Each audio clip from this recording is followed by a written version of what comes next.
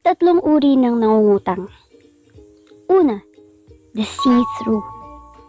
Yung bang uutangan ka tapos pag nakakasalubong mo, para bang hindi ka na niya nakikita.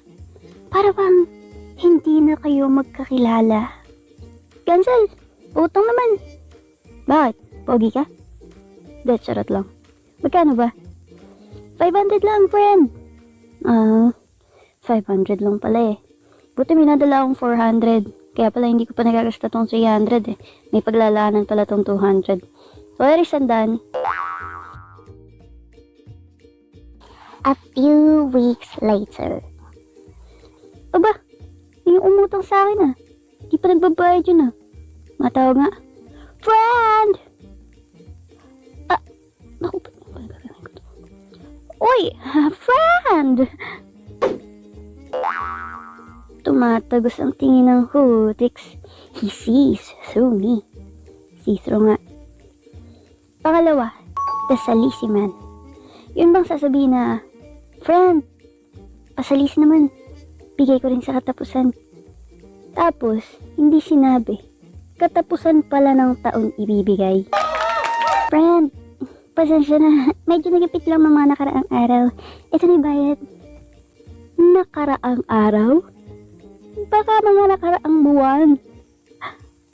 Ang lagay kasi, wag na lang nangangako para di nakakabusit. Nakaka-stress eh. Pag di maibigay, sabihin nyo agad, friend, pairam muna. Bigay ko na lang pag nakaluwag. Di, mas mainam ang usapan. Ikatlo at panghuli, the rich kid. Hutix. Yung uutangan ka para sa luho niya. Ganito yun eh. Ako ulit. See-through, salisi, tapos pati rich kid ako na naman. Ikaw lang naman madalas mangutang eh, kaya huwag ka nang magreklamo dyan. So, yun na nga. Yung tipo na pagtapos mo siyang pautangin at nagkakape ka sa umaga habang nagpe-Facebook, makikita mo siyang mag-a-upload ng iniinom niyang Starbucks.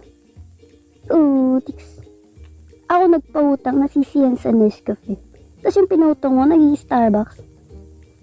Hindi na makakautang sa akin itong hinayupak na to kahit kailan. So, yun na nga. Di ko alam kung saan ka nakarelate. Sa nagpapautang o sa umuutang.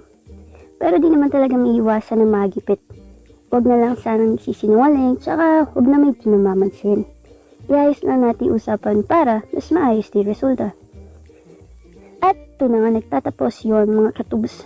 Kung bago ka sa channel ko at nasiyan kang manood dito, huwag mo nang ipagkait ang wala pang isang segundong pag-subscribe.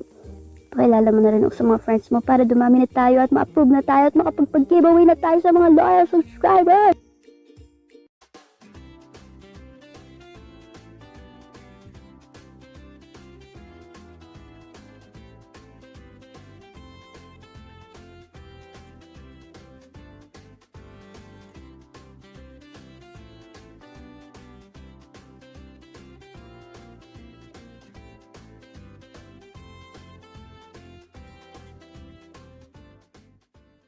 Ayun!